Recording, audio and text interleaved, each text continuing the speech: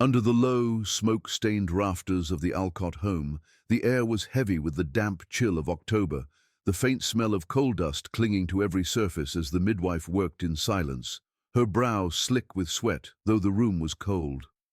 The birth had taken all night, and by the time the child finally came into the world, the weak grey light of dawn was pressing against the single small window, painting the scene in a pale, almost sickly glow. There was a moment of stillness, an unnatural pause in which every living soul in the room seemed to be holding their breath, waiting for the newborn's first cry to cut the silence and signal life. But no cry came. The infant's tiny chest rose and fell, her eyes wide open and unblinking, staring not at her exhausted mother or the midwife, but at the far corner of the room where the shadows pooled. The midwife, a woman hardened by decades of hard country births, felt something crawl up her spine as she realized the child's skin was cool against her hands, not warm as it should have been, and her first thought was that she had delivered a stillborn child who simply refused to die. The father, Robert Alcott, stood frozen near the hearth, one massive hand braced on the rough stone mantel as if steadying himself against the weight of what he was seeing. He was a miner, a man who had seen men crushed under rock and fires swallow whole tunnels, but he could not recall ever feeling such unease. Margaret, as she would be named, was placed in her mother's arms, but even then there was no squirm, no wail, no natural sound of protest that should have filled the air. The house seemed to grow quieter with every passing second, so quiet that one could hear the faint tick of the kitchen clock 2 rooms away, though no one moved to check it. The midwife made the sign of the cross under her breath, something she had not done in years, muttering that some children came into the world touched by strange things and should be christened as soon as the church would allow.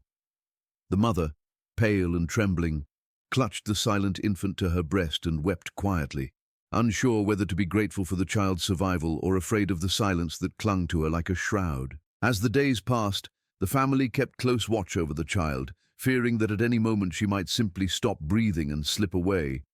Yet Margaret never sickened, never fussed, and never made a sound except the softest sighs in her sleep, as though she was dreaming of things too heavy for a newborn to dream of. The neighbors who came to see the baby left quickly, whispering afterward that they had never seen such eyes on an infant, dark and too aware, as if she could see right through them and out the other side. The village women began to murmur that the birth had been marked, that no child should come into the world without a cry, and some even suggested that a blessing should be sought to drive away whatever had come into the house with her.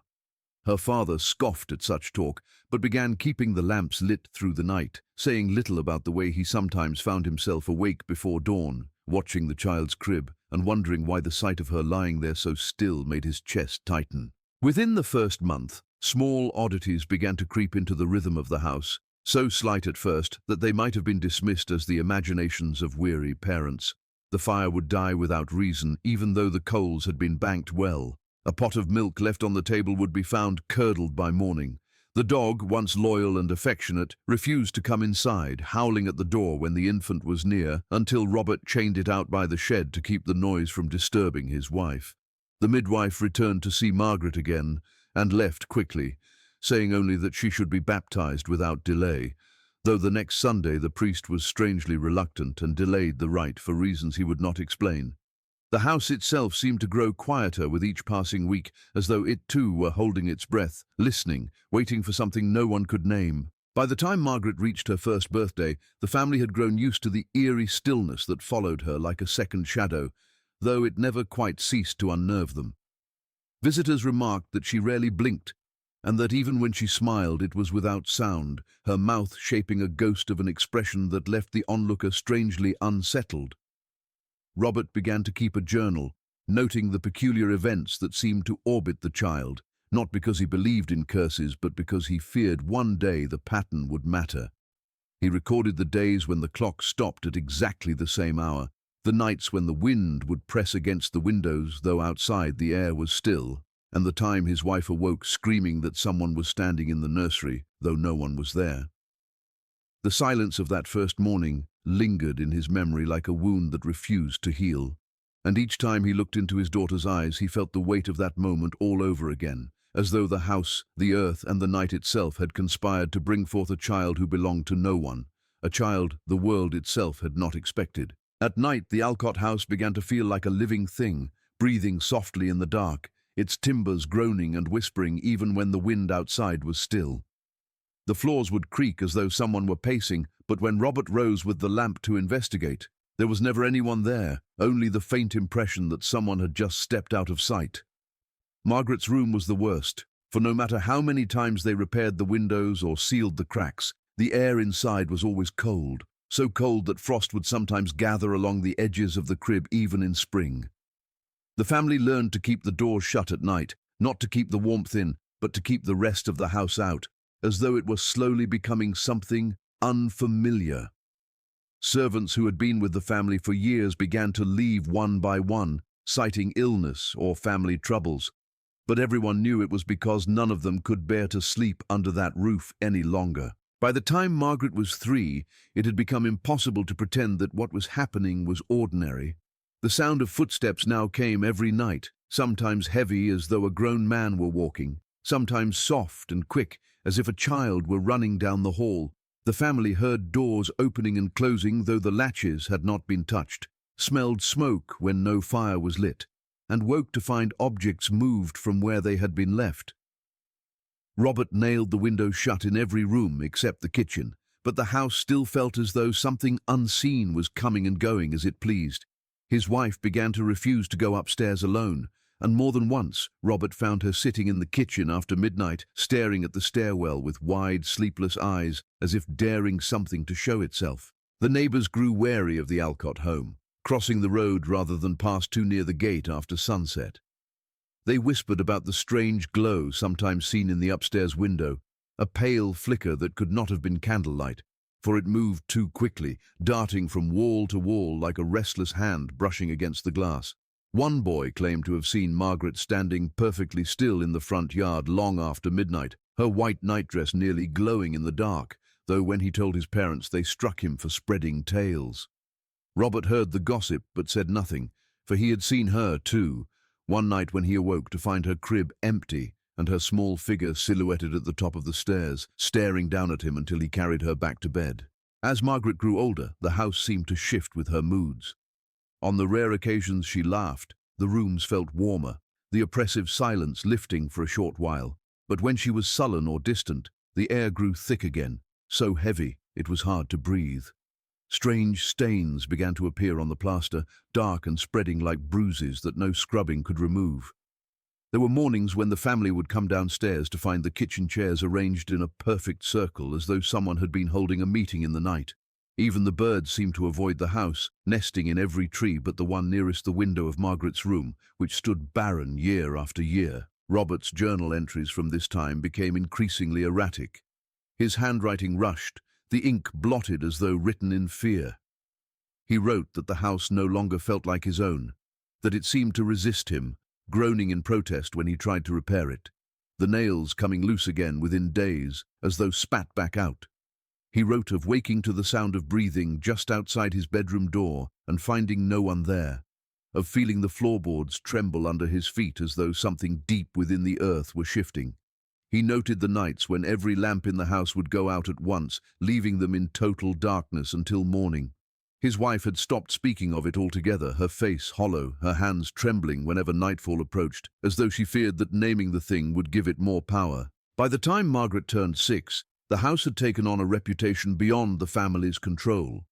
Travelers passing through the village claimed they could feel a pressure in their chests when they neared the property, and one farmhand swore he heard a child's voice calling his name from an empty window. Children dared one another to run up the front path after dusk, but few ever did, and those who tried said the house seemed to watch them, its upper windows like dark, unblinking eyes. Inside, Robert and his wife hardly spoke to one another, the weight of sleepless nights wearing them down, the endless sounds of movement just beyond their sight eroding their nerves until every night felt like waiting for something dreadful to arrive. Even in daylight, the house felt dim, as though the sunlight reached the yard but refused to cross the threshold. Those who came near Margaret always spoke first of the cold. It was not the chill of a child who had been playing outside or a draught slipping through an old house, but a deeper, more penetrating cold that seemed to radiate from her very skin. When relatives visited and tried to hold her, they often drew back in discomfort, as though they had touched metal left out in the frost. Her mother would wrap her in layers of wool, sit her by the fire until the flames licked high and bright. Yet when she lifted her afterward, Margaret's hands and feet were still icy, as if the warmth could not enter her.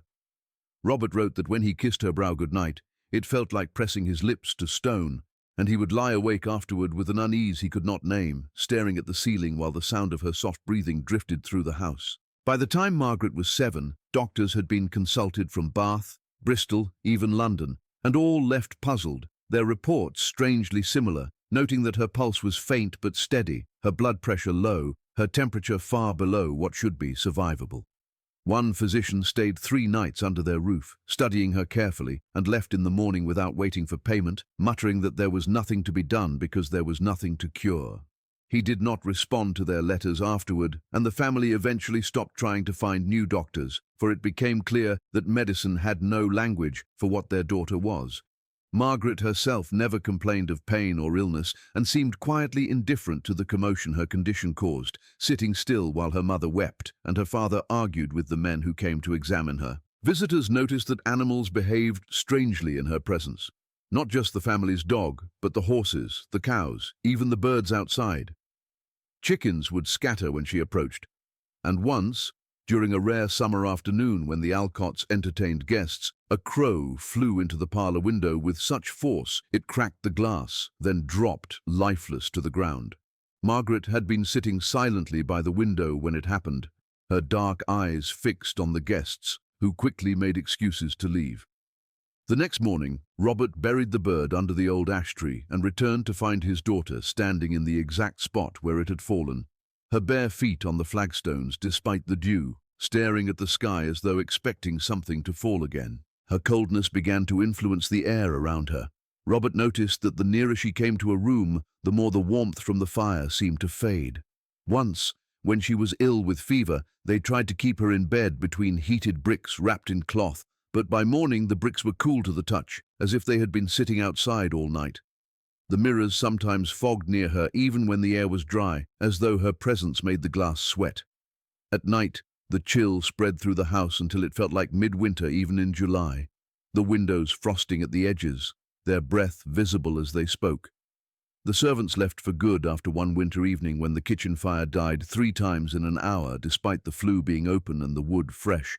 They claimed it was not right for a fire to go out like that, not right for a house to grow so cold when the child was sleeping just above them. Margaret did not seem to notice the way others recoiled from her touch or the way they glanced toward the door when she entered the room. She played alone, humming softly, and her voice had a strange, low pitch for a girl so small. When she touched a window pane, the frost would spread under her fingertips in delicate, branching patterns like tiny trees etched into the glass. Her mother begged her to stop doing this, to keep her gloves on, but Margaret never answered, never explained how the cold seemed to follow her wherever she went. The villagers said she was marked, that the earth itself had left her unfinished, and some claimed she was a harbinger of something worse to come. Robert, though he tried to deny such talk, admitted in his journal that the cold unnerved him most of all, for it felt less like an illness and more like a sign, as if the child was drawing something unseen into the house with every breath she took. On nights when he could not sleep, he would stand in the doorway of her room, watching the way her breath clouded the air above her bed like mist. He could not shake the thought that perhaps it was not the house that was haunted, but his daughter, that the silence of her birth and the chill of her skin were connected in some way beyond understanding, as though she was never entirely of this world to begin with. Dr. James Ellison arrived at the Alcott home in the spring of 1921, a tall man with sharp features and the steady confidence of a physician who had seen nearly everything. He carried a leather case that smelled faintly of antiseptic and tobacco and greeted the family with a polite but distant nod, as though already bracing himself for disappointment. Robert ushered him inside, grateful to have someone from outside the village who might bring reason to what had become a nightmare of rumors and sleepless nights. Margaret was brought down to the sitting room, where she stood silently before the doctor, her small hands clasped in front of her, her dark eyes watching him with an intensity that made him hesitate before speaking.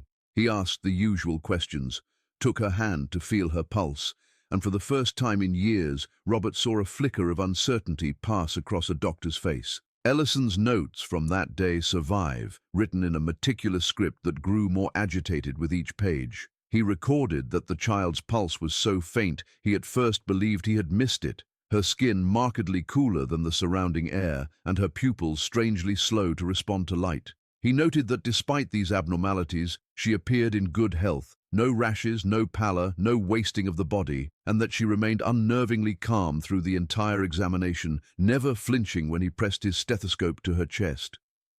In one entry he wrote that her heartbeat sounded distant, as though coming from a place deeper than the body, and that he felt a strange pressure in the room while listening, a heaviness that made the air feel thick in his lungs. The doctor stayed at the house for 3 days, at Robert's insistence, sleeping in the guest room and keeping Margaret under quiet observation.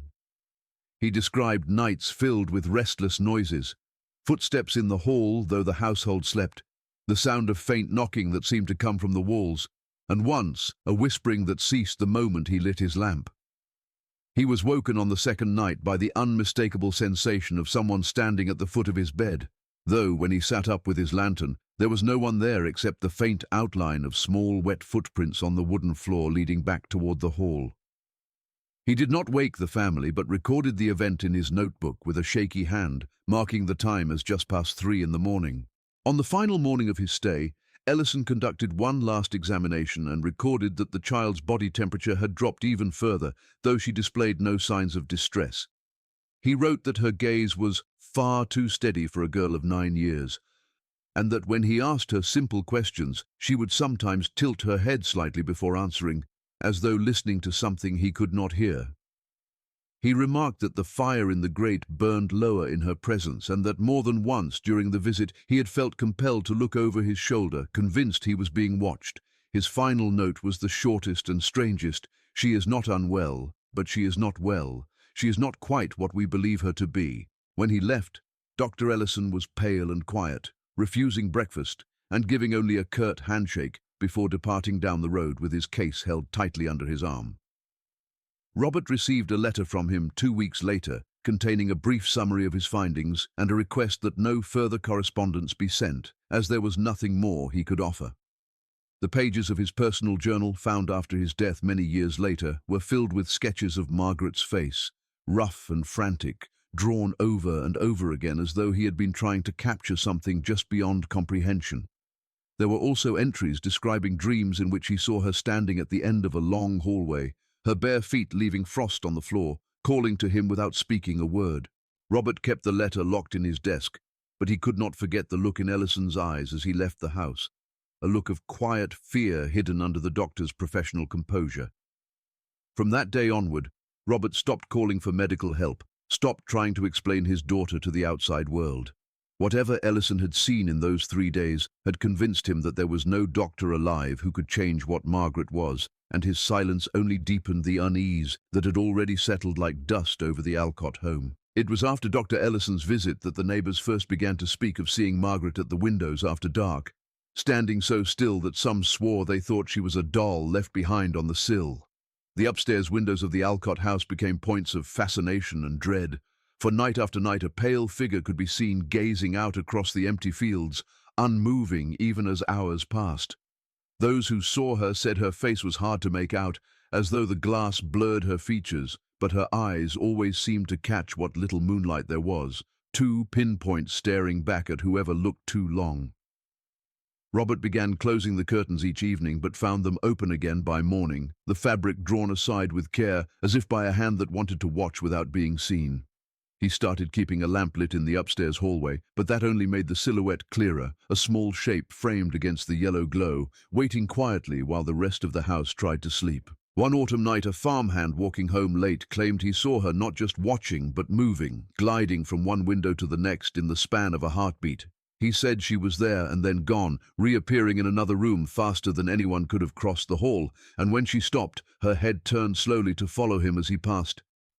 He told his mates at the tavern the next day, and they laughed at first, but more sightings followed, so many that the villagers began crossing to the far side of the road after sunset, unwilling to risk catching her gaze. The postman refused to deliver after dark, leaving letters at the gate with a muttered prayer, and travelers passing through the village reported feeling watched even when the house appeared empty. Inside the house, the windows became a source of quiet terror for Margaret's mother, who began draping sheets over them during the day and avoided looking up at the upper floor entirely. She told Robert that sometimes she saw movement reflected in the glass when she passed by outside, a flicker of white just over her shoulder that vanished when she turned. Margaret herself seemed drawn to the windows, standing for long stretches with her fingers pressed to the panes until frost spread from her touch, delicate veins of ice creeping outward even in the warmer months. Once, during a rare gathering, one of Robert's cousins glanced up and saw Margaret at the landing window, her face expressionless, and swore later that a shadow stood just behind her, taller, darker, its shape obscured by the curtains. The sightings were not confined to the house. Several villagers claimed they had seen her pale face peering from the barn loft late at night, though the building was locked and Margaret was meant to be asleep. Others said they glimpsed her on the edge of the fields, her nightdress moving in the windless dark, watching the road until someone noticed and she slipped away. One man, a retired soldier, swore he saw her reflected in the pond near the lane, though she was not standing at the water's edge, and he refused to pass that way again. Rumors began to spread that the house was cursed, that Margaret was some kind of omen, and children were warned not to look toward the windows after sundown for fear she would follow them home. Robert's journal from those months became more frantic, the neat lines of his earlier entries giving way to hurried scrawl, his words marked with smudges where the ink had run from sweat or shaking hands. He wrote that he sometimes woke in the night to find Margaret standing at the window of her room, staring into the dark fields as if waiting for something to return her gaze.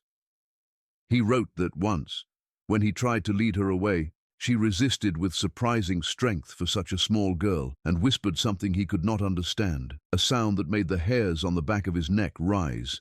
He wrote of waking to see a figure at his own window, only to realize it was inside the room with him, Margaret standing silently in the moonlight, her face turned toward the glass. The villagers' accounts grew more dramatic as the years passed, some claiming they saw two figures in the window now, the second taller than the first, others swearing they heard knocking from the upstairs rooms as they passed by in the night. No one went to investigate and no one offered help. The house stood as a beacon of unease, its windows like watchful eyes, and those who lived near swore that on certain nights every light in the house would flare to life at once, glowing against the darkness before winking out, leaving only the faint white outline of a girl still standing there looking out at the road. It was in the winter of 1929 that Margaret's mother began to wither before anyone's eyes, not from illness of the body but from something heavier, a weight that seemed to press on her soul. She grew pale and restless, avoiding the upstairs hallways whenever she could, jumping at the smallest sounds and clutching her rosary until her fingers bled. She told Robert that she felt watched even in her own bedroom, that she woke night after night to find Margaret standing in the doorway, her face hidden in shadow, unmoving until she was spoken to. Once she swore she heard whispering around the bed, voices low and hurried like a conversation happening just beyond hearing, but when Robert rose to check there was only the wind moaning under the eaves. The longer this went on, the more hollow her eyes became, and the neighbors began to say she looked like a woman walking in a dream, her smile brittle and her step unsteady. By February she had taken to sleeping in the parlor with the lamps burning all night, too afraid to be alone in the dark. Robert would sometimes wake to find her sitting upright on the couch, her hands clenched together, staring at the staircase as though expecting something to appear at the top. Margaret, meanwhile, seemed unaffected, eating little, speaking even less, but always watching with her wide, dark eyes. On one particularly bitter night, Robert came downstairs to find his wife standing barefoot in the hall, shivering violently though the fire was lit, her lips moving as though in prayer. She told him she had heard knocking from inside the walls, 3 sharp raps that echoed through the house, and that when she turned, she saw a figure standing just beyond the doorway of Margaret's room. She refused to describe the figure except to say it was not her daughter, and she begged Robert to send for the priest, though she knew he would not come. As the weeks passed, her fear deepened into something closer to terror. She stopped entering Margaret's room altogether and flinched whenever the girl came too close, though she could never bring herself to turn her away. Servants reported hearing her sobbing in the kitchen late at night, whispering that she could not bear it anymore, that the house was changing and that something inside it wanted her gone. One night she was found standing outside in the snow, her nightdress soaked and her feet blue with cold, staring up at the dark windows of the house as though she could see someone standing there. When Robert tried to lead her back inside, she screamed so loudly the neighbors heard and crossed themselves, saying afterward that it sounded like a woman being burned alive. March came with heavy rains, and with it a strange stillness that settled over the estate. Robert wrote in his journal that the house felt almost expectant, as if holding its breath. His wife stopped speaking entirely for 3 days, communicating only with glances and gestures, her hands shaking whenever Margaret entered the room. Then, one stormy night, the quiet broke. Robert was awakened by a scream unlike anything he had ever heard, sharp and raw, cutting through the roar of the wind. He ran to the upstairs landing to find his wife sprawled at the foot of the stairs, her body twisted at an unnatural angle, her eyes wide open in frozen terror, as though she had seen something so dreadful it had stopped her heart. Margaret stood at the top of the stairs, motionless, her pale face barely visible in the flickering light of the oil lamp, her nightdress clinging to her small frame. The doctor from the village arrived the next morning and pronounced it a tragic fall, though he avoided looking at Margaret and left quickly after giving his report. Robert could not shake the image of his wife's face, the way her mouth had been open as if caught mid-scream, the way her eyes had seemed to stare straight past him into some horror beyond his sight. The neighbors whispered that she had been frightened to death, that she had seen something in the house that no one else could bear to look at, and though Robert never spoke of that night again, he stopped writing in his journal entirely. The house seemed quieter in the weeks that followed, but the quiet was not a relief. It was heavy, suffocating, the silence of a grave that had been freshly dug and left waiting after his wife's death. Robert remained in the house with Margaret for many years, though he aged rapidly, his hair turning white within a single season and his shoulders stooping as though the weight of the house itself had settled upon him. He spoke less and less, rarely leaving the property except to fetch provisions, and those who saw him in the village said he moved like a man haunted, glancing over his shoulder as if afraid something might be following. Margaret grew tall, but never seemed to grow older in any other way, her face retaining the same pale, solemn expression that had unnerved so many since her birth. She spent most of her days in the upper rooms, standing at the windows or pacing the floors until the boards wore smooth beneath her steps. At night, neighbors reported seeing light in the windows long after midnight, a pale glow that shifted from room to room as though someone were walking with a lantern. The house itself began to decay around them, its shutters hanging loose, the roof sagging in places, ivy crawling up the walls until the stonework was nearly hidden. No one offered help, for no one wished to set foot inside, and soon the Alcott estate became a place the village children dared each other to approach, though few were brave enough to try. The sound of Margaret's pacing could sometimes be heard even from the road, a faint rhythmic creak that seemed to echo through the still night air. Those who passed claimed they could feel a chill even in summer, as though a cold mist hung permanently around the property. The few who knocked on the door spoke of a strange smell inside, a damp, metallic scent that clung to their clothes long after they left. When Robert finally died in 1951, his body was discovered by a distant cousin who came to settle family business, lying in his chair by the fire, his journal open on his lap, though it had been blank for over 20 years. Margaret was nowhere to be found at first, and it was only after several hours of searching that she was located in the nursery, sitting cross-legged on the floor, staring at the wall as if listening for something inside it.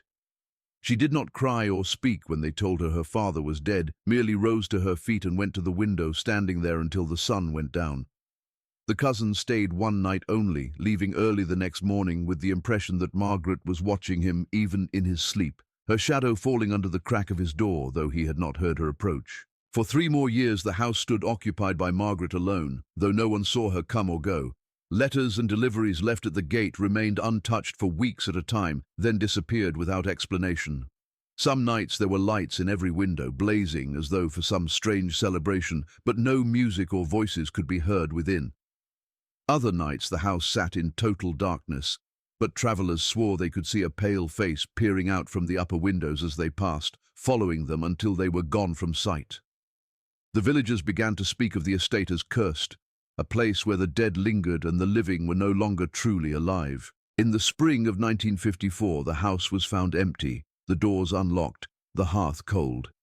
Dust had settled thickly on every surface, Yet the upstairs rooms were strangely disturbed, as if someone had been walking back and forth only hours before.